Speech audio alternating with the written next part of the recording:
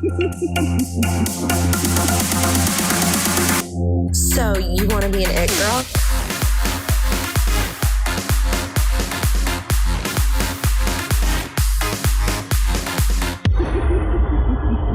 Hi guys, welcome back to Confessions of a Wannabe It Girl. It is 2022. I almost said it's 2020.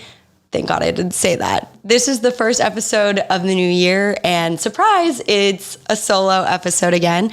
And you know what? We're going to be changing it up a little bit on the podcast. We are going to kind of start having themes for each month. So each month is going to have a new theme. So this year, or this month, the new theme is kind of like getting yourself really like set up for the new year. The whole new year, new you concept, which is kind of BS, which is actually what we're going to talk about today. Jumping right into that, this new year, new you, it's just so worn out. Like, is that actually a thing? I don't think we're like any different than we were like a few weeks ago, just like slightly a few pounds heavier from like all the holiday goodness and like maybe like slightly refreshed. So I don't really believe we're any different, but I do really think it is time to assess your life and see what's working and what's not. Now, I am a, very ripe old age of 26, so I've experienced a lot in my life. Actually, fun fact, the other day, I was making a TikTok. I was saying, I'm a 27-year-old who's never seen The Bachelor. And I was like, wait, that's not true. I'm actually 26. I always do that. I age myself up a year when I like just turned 26. But regardless, I have a new series on my TikTok where I'm going to watch The Bachelor for the very first time. I know, it's wild. I'm literally a 26-year-old who has never seen The Bachelor. I actually think it's really stupid and I'm like so appalled by that. But check that out on Wannabe It Girl podcast. Regardless, I'm very experienced, so I have a lot of life lessons to share here. I'm totally kidding, but I'm not gonna lie, I think I've learned some lessons along the way so far. Some of these lessons that I think I've learned have been really impactful for me, and it might not be something you struggle with at all right now. Or, you could really be struggling with something right now and I have no concept of what that is, but this is not like a comparing game or competition, so, but I've realized really recently in my, New Year downtime that something that's really important to me is carrying a narrative. I really care about this podcast platform and I care about challenging others' thinking and to make sure to make people laugh. So that being said, here are a list of things I've compiled to keep you on track with your new year. This is on some level a very talked about topic these days, but if you need to go to therapy or you need help, you should really go. The stigma has very much changed. I think in the last couple of years, we've become so therapy positive, which is incredible. And I'm really happy that we have. But I still think that some people think going once to therapy is the game and it's a consistency thing. So if you think you need therapy, you do. And if you don't think you need therapy, but someone has recommended it to you, you should probably give it a try. So there's no shame in going. I know everyone says that, but if you need the help, you should just go. I've been going to therapy for 5 years now. And, something I really want people to see if you haven't ever gone to therapy is it's not a one-shop stop.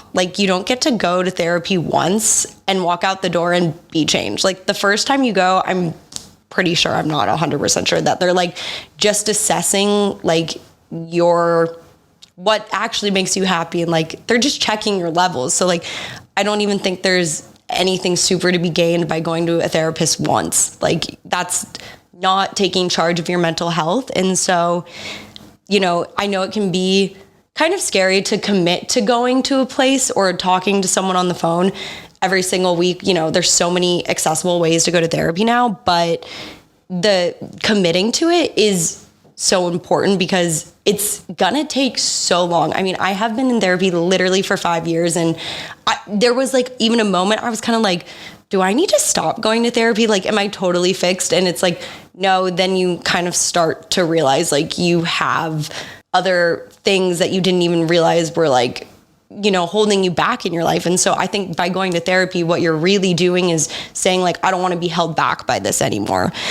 But, also if you haven't been to a therapist before, therapy is like kind of like dating, and like that's not talked about enough. Like the first therapist I ever went to, I think I was 16, and I went in New Mexico, and it was like this elderly guy who was supposed to have like specialty working with teenagers, and like it was just like horribly unreliable, and I was just like crying the whole time, and it was awful. And like I knew I didn't want to keep going to see him, but like not a good fit. So like you're gonna have to try multiple different therapists. Luckily, the second time I tried, she was just like perfect, but that's like extremely rare.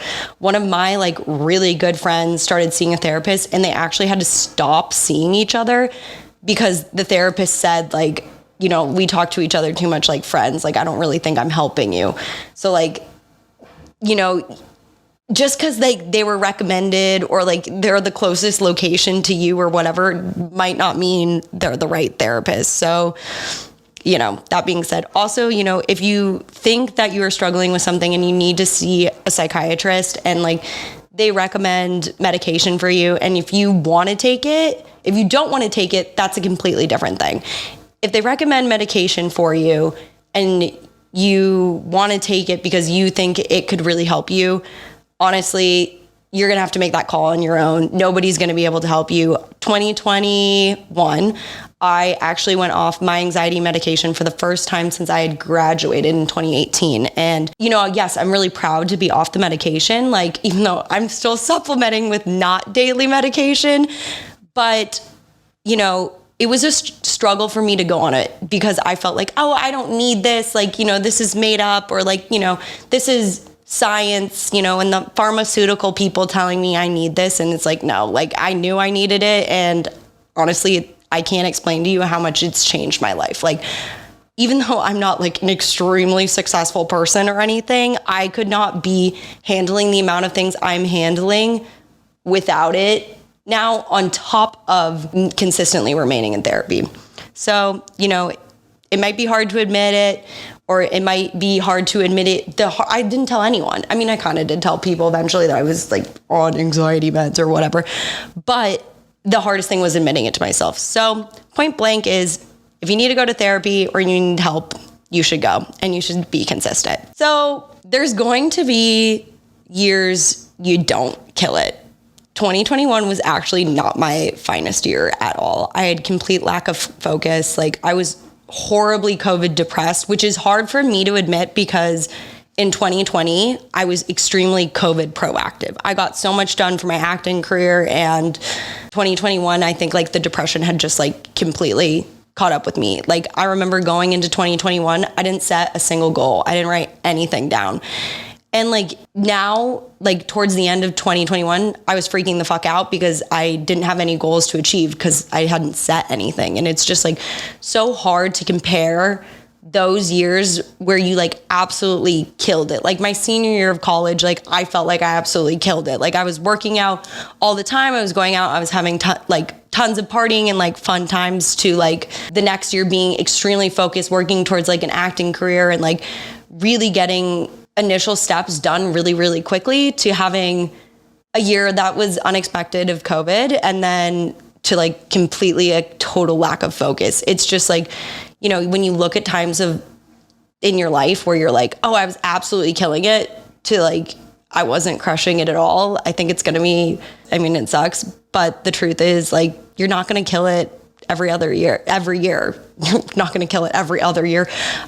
Whatever. You're not going to kill it every year. And, you know, sometimes like that's sucks. Like I've seen kids I've gone to college with like literally kill it in their fields really quickly, and like actors who book stuff all the time. But, you know, there were other things going on in my life, and like that's kind of what, you know, I got to focus on. And it wasn't my lack of wanting to do those things. It was just like, that was just not going to happen for me right now. You know, it's not always going to be the biggest and the best year, but at the end of the day, even though I'm not like the extremely happiest with the outcome of 2021 for me, I was still really consistent. Like I was still very clearly going for my acting dreams. I remained really consistent with this podcast. And so if you're not having a kill it year, my recommendation is you got to stay on the path. I mean, everyone says it's a marathon, not a sprint, and having a not killing it year, you just have to remember it's a marathon. Next on the list is we have to stop pretending. For me, this is lying to myself. I used to lie to myself a lot about which, things I could really handle and how much I could actually take on. I'm totally recovering people pleaser, and I would just lie that I could do everything I wanted to do.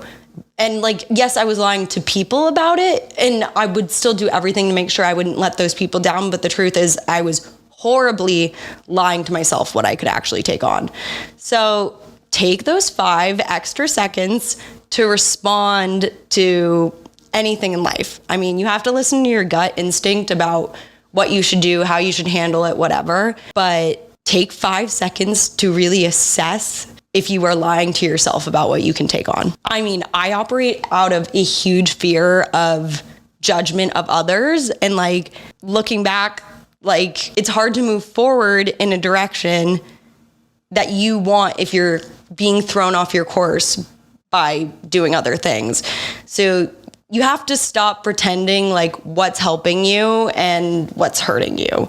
And it's a honestly very hard conversation, but if you don't build those boundaries, then you're not going to have them. So if you don't have them, you've got to start using them, or you have to start building them now, because if you don't have them, you're just going to get used the entire time. Not used horribly, but used and not helping yourself. So in that regard, that leads me literally so nicely into my next one, which is you have to be selfish. Selfish gets such a bad rap. It kind of kills me how bad the word selfish sounds. But the truth is, to be literally a badass, you don't have time for everything. You notice people who are really badass or bad bitch energy, whatever. They don't have time for other things. And so they're kind of guarded and putting that out there. So, honestly, people probably don't ask them to do that stuff, but you have to protect yourself. And if you're somebody who protects yourself too much, you absolutely fucking ignore this. You need to get out there more. But if you're somebody who is spread too thin or giving yourself too much outward openness, maybe pull it back and protect yourself a little bit more. It does have to be all about you at the end of the day. I had a big wake up call that I wasn't chasing my dreams. I was half-assedly chasing mine. And I was willing so much more to take other work to help other people move themselves forward in their career and whatever it may be, instead of pushing myself forward. It's a classic example of you have to put your life vest on first. I know it's so corny, but if you are not taking care of yourself in any regard, you're going to drown. And there's no way you can move forward doing anything you want if you're taking care of everybody else. There was at one point, I literally felt those child swimmies that you have in a pool when you're learning to swim. Everybody else was in a full boat, and I was oh, I just need one swimmy to swim because I'm that badass. No, you're not. You need a full life jacket, so take care of yourself. That being said, sometimes you're gonna have to cut people out.